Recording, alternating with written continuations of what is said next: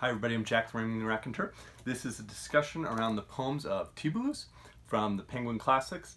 It's translated by Philip Dunlop. You can see it's a very, very slim volume. I was reading like one or two poems a day. I really enjoyed them, and so I wanted to sort of space it out and spread it out after discovering that there was even a poet named Tibullus. So he's 1st century BC as a poet. He's writing during the that sort of rise and solidification of power by Octavian, later Augustus, in the aftermath of Julius Caesar's assassination, the defeat of Brutus and Cassius at Philippi, and then of course the defeat of Antony and Cleopatra. And so that's the era in which Tibullus is writing. He probably picked the wrong side at some point in one of those wars. And so he's comfortably well off from what we know about Horace's Epistle 4, which is likely to this poet Tibullus.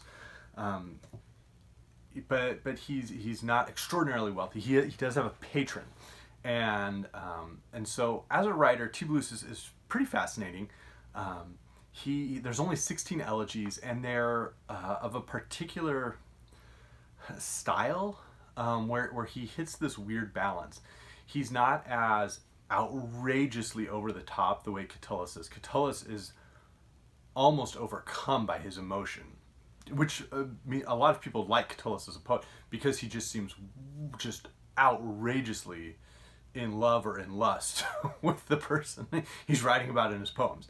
So he's not quite into that vein. Maybe he wasn't healthy enough. There's some intimations in that. He's also not as perhaps like thematically or technically gifted a poet as Ovid. So where Ovid takes, and I'll read a couple of selections from Tibullus to show this, where Ovid takes a poem or a theme within a poem, and then he sort of like announces it and then just runs through it, almost like a really well-planned lesson or like lecture or something. He really pushes around this theme, he plays with it, he explores it, but he's always linked back to that one main idea, and he ties it up at the end in a really like focused way. Ovid, in my opinion, is a very focused poet. I say that having read the Metamorphoses in April, and I'll probably link that video in the description box, where Ovid, even when he's sprawling through 500 pages of poetry, each of those, 5-line sections, 30-line sections, 300-line sections, he's very, very focused within that segment, and then he guides it on to a new, a new theme, and he's really, really focused on that for a period. Tibullus does not have that quality.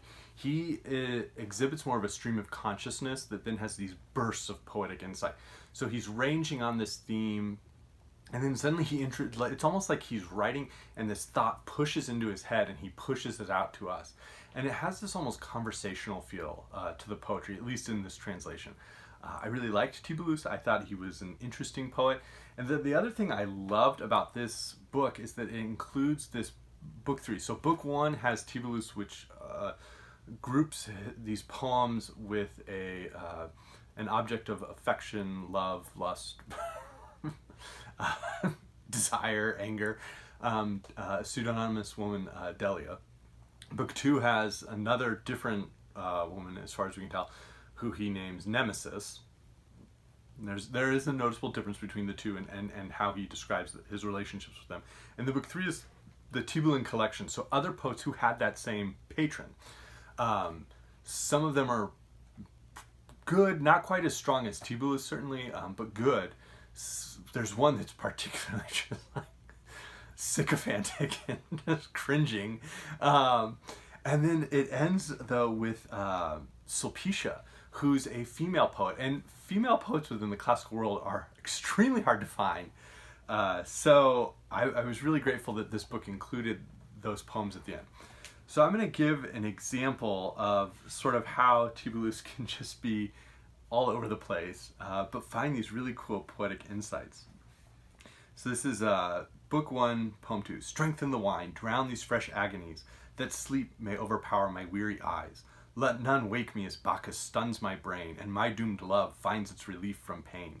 My girl is now watched by a cruel guard, her solid door is shut and firmly barred. You uncomplacent keeper's door may showers lash you, and thunderbolts hurled by Jove's powers. Swayed by my tears, open for me alone, and, as I turn your hinge post, do not groan. And he goes on, and Delia, you must boldly trick your guard. Venus herself assists those who have dared, and youths who attempt thresholds not tried before, and girls who will unlatch a fast-barred door. She teaches stealth in creeping out of bed, and how to place the feet with noiseless tread, how one may talk with a husband's eyes, with nods, and with set signs speak pleasantries. It goes on, roaming the city in distress by night, I find no harm, protected by her might. She will let no one meet me with a sword, to wound or rob my clothes for his reward. Once in love's power one may pass anywhere, sacrosanct, ambushes can cause no fear. And he goes on, I've seen her drawing stars down from the sky and turning rapid streams by sorcery. She splits the soil, and from beneath their stones draws ghosts, and from warm pyres calls bones. With crooning spells she holds shades from below. She sprinkles them with milk, and back they go.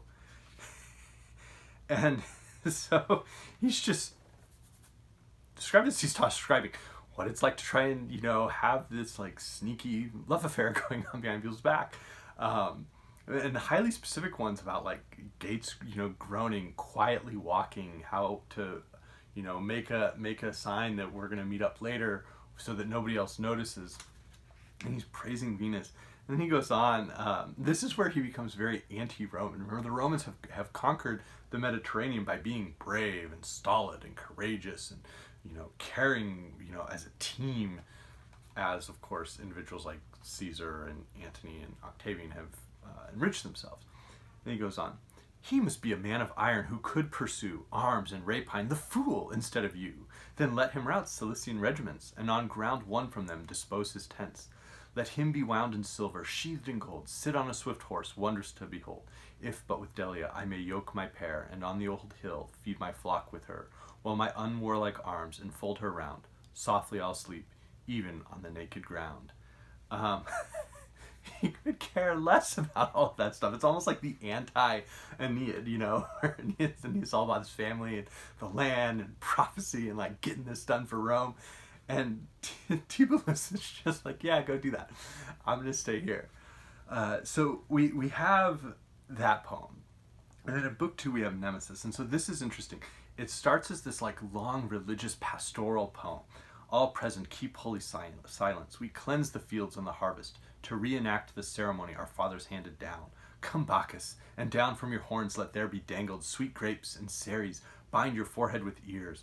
Let there be rest for the ground this holy morning. Rest too for the plowman. And he just goes on about all of these little things they're going to do for this religious festival and what the farmers are going to do and, which gods they're calling up. And he has periodic little like similes or metaphors, but his poetry is not overwhelmed with imagery. It's not like Shakespeare's sonnets at all. It's very far from that. He's not producing all these images around love. It's very much this like narration of his mind and of his heart and his day, and then it's just suddenly this burst. And so he continues on for, I'm not kidding, 70 lines, where he's writing about all of these different things. He talks about like early farmers. In the country the bee piles up light flowers in his hive of the springtime, so that by his untiring efforts sweet honey may fill the combs. It was a farmer glutted with his incessant plowing, who first sang country words to a stated rhyme, and when replete first played a tune on a pipe of dry oat straw, so he might sing the praises of the gods his own craft had shaped. And it was a farmer stained with blushing cinnabar, O Bacchus, who from his still tentative skill first led the dance. And so he's got all these nice little things going on. This seems like something maybe Virgil could have written. It's very like communal. And then Cupid enters. He's talking about farmers and cattle. Cupid himself was born in the fields and amongst the cattle. So runs the legend, and surrounded by untamed mares. And he goes on. No longer does he aim at the cattle as before. Now it's his passion to transfix girls and tame the spirit of bold young men. He has robbed young men of their wealth, and in old age made them utter by the door of an angry woman words full of shame. Led by him, girls quietly step over sleeping watchmen and make their way to their lovers alone in the dark, and test the way ahead with their feet on the hook of excitement while their hands grope for the blinded path ahead. Where did this come from? Pitiable the fate of those that this god presses hard on, and happy the man on whom a calm love gently breathes. Dedicated boy, come to our festal banquet, but lay down your arrows, and hide far off, I beg you, your blazing brands. Your farmers sing to this much venerated god, and call him to your herd, publicly to the herd, and privately each to himself, or even summon him out loud, for the noise of the gay crowd's laughter strikes my eyes, and the curved flute's Phrygian wail. Make merry now night yokes her horses, and behind their mother's chariot the golden stars follow in abandoned dance, and last, enfolded in dusky wings and moving in silence, comes sleep and black dreams on tottering steps. And so again, you see what seemed like this very traditional communal poem suddenly explodes with this business around Cupid and love and people stealing out for, affairs. And then those final lines, and last enfolded in dusky wings and moving in silence comes sleep and black dreams on tottering steps. So that's a taste of Tibullus.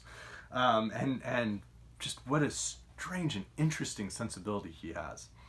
Again, it's about 16 elegies that there are from him that are extant. I'm going to link those two if I can find some good copies. But I wanted to spend a little bit of time here with Sulpicia, who again is a female poet living in this same patron. She has the same patron as Tibullus. Probably they know each other on some level. And we finally get a voice about love from a female perspective, from a woman. And I think that's really important to pay attention to, that it wasn't just these men who, these middle class or wealthy men who were writing these poems, but that there were women participating in many of these relationships and what their perspective might be like. And so this is from Sulpicia. Love at last has come to me, and such that there be more immodesty in being known to have veiled it from anyone than to have laid it bare. Thanks to the importunity of my poetry, Venus has brought him to my breast and laid him there. She has kept her promise, and anyone whose own bliss shall be said to have passed him by, let him tell mine for his. It is not my will to lay anything in trust to seal up wax, so none may read me before my lover. But my erring thrills me, and my features, set warily for reputation's sake, must needs relax. For both of us, soon they'll say, could find none better than each other. And so Sulpicia seems to have had enough of an influence on them that there are some other poems that don't seem to have been written by her, but are written from her perspective. So within this community, we have this female poet who writes about love, about wanting to have relationships, and almost like cursing, if someone else comes near you, like I'm cursing her. And she has this energy, this desire that's really cool. And so there are some other poems that are called the Garland of Sulpicia, where other poets took on her sort of persona and wrote. And I think that's really amazing. So that was the Poems of Tibullus. As I had mentioned, Sulpicia, I think, as far as I can tell, is one of the first female poets who produced more than a couple of poems that have survived since Sappho.